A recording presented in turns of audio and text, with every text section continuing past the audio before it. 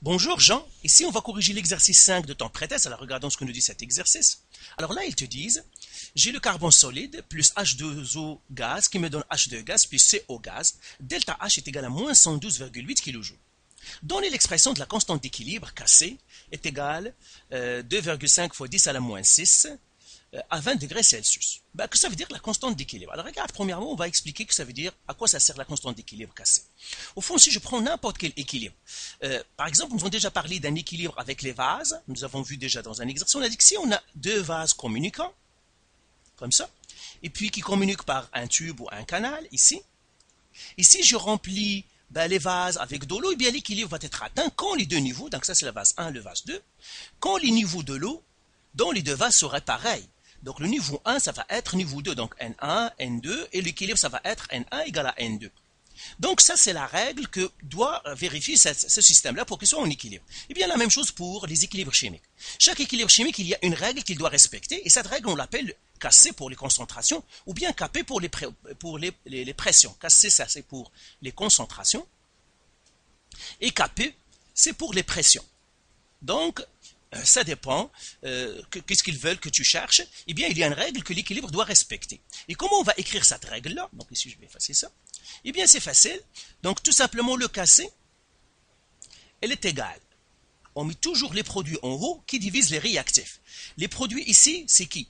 C'est H2 gaz et CO gaz. On prend toujours que les gaz ou bien les aqueux. Donc là, important, on ne prend que les gaz ou aqueux, c'est-à-dire dissous dans l'eau.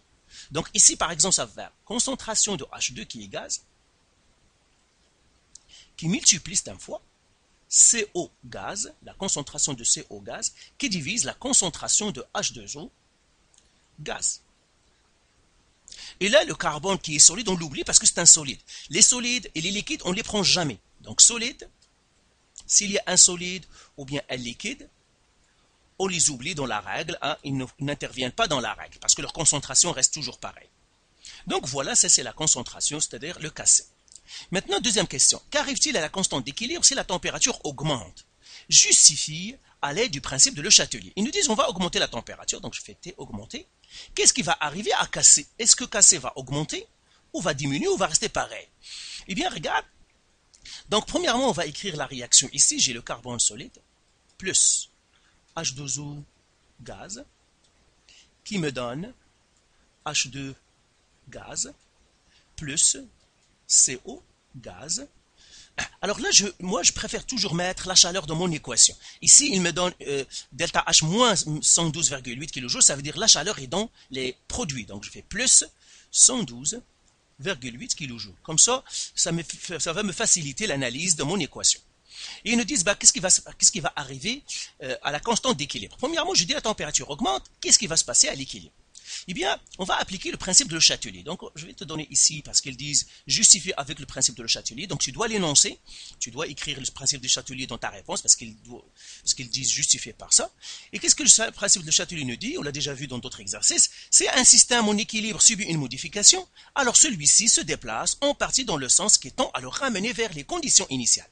Au fond, on a déjà dit que le principe de Chatelier nous dit si on a un équilibre chimique et si on perturbe ou bien on modifie cet équilibre-là, eh bien l'équilibre va se diriger de telle manière à annuler cette perturbation ou bien ce dérangement si on le dérange. Donc il va tout simplement faire le contraire de ce qu'on lui a imposé.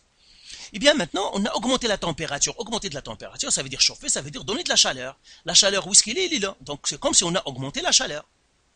Eh bien, faire la température, c'est comme augmenter la chaleur. On a augmenté la chaleur, ça veut dire, ça revient à augmenter les produits. Et puis, le système, qu'est-ce qu'il va dire? Il va dire, ah, vous avez augmenté les produits, moi, je vais augmenter les réactifs. Parce qu'il va toujours faire le contraire de ce qu'on lui impose. Et pour qu'il augmente les réactifs, ça veut dire qu'il va favoriser la réaction inverse.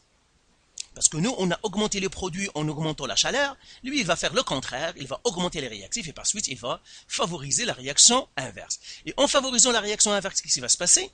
Eh bien, CO va diminuer, parce qu'on doit le consommer pour former les réactifs. H2, il va diminuer, mais H2O va augmenter. Le carbone ici, il va augmenter aussi, mais en masse. Pourquoi? Parce que sa concentration restera toujours pareille. Mais de toute façon, lui, il n'a aucun rôle dans le cassé. Donc, normalement, soit que tu le fais augmente mais en masse, soit tu ne le mets pas du tout parce que de toute façon, il n'aura aucun effet sur la constante d'équilibre parce qu'on ne l'utilise même pas. Alors maintenant, je vais déplacer ça ici. Et maintenant, on va répondre à la question. Si la température augmente, qu'est-ce qui va arriver à casser? Eh bien, je vais écrire la règle cassée ici. Donc, j'ai cassé égale. Donc, je vais la réécrire. On a dit c'est H2 gaz qui multiplie CO gaz qui divise la concentration de H2O gaz. Comme ça. Maintenant, on va écrire qu'est-ce qui s'est passé si on augmente la température. On a dit que le CO va diminuer, le H2 va diminuer, mais H2O va augmenter. Eh bien, qu'est-ce qui va se passer à casser? Ce qu'il va augmenter, ça va diminuer. Regarde, tout simplement, si tu es mélangé, prends une fraction. Ça, c'est une fraction. Disons, j'ai une fraction, par exemple, 3 sur 4. Si je diminue le numérateur ici, le numérateur va diminuer parce que les deux H2 diminue, CO diminue, ça veut dire le numérateur diminue. Donc, je vais diminuer le numérateur. Par exemple, au lieu de 3, je mets 2. Le dénominateur va augmenter. Alors, par exemple, j'augmente le dénominateur, c'était 4, ben, je mettrai moins 10. Et je fais le calcul. 3 sur 4, c'est quoi? C'est 0,75. Donc, on ne va pas mettre égal ici, on va mettre, qu'est-ce qui va se passer? Donc, c'est pas égal, on ne sait pas. Donc, on va mettre ça. Et lui, 2 sur 10, c'est 0,2. Eh bien, qu'est-ce qui s'est passé? C'est comme c'est 0,20, qu'est-ce qui s'est passé à la fraction? Eh bien, il a diminué.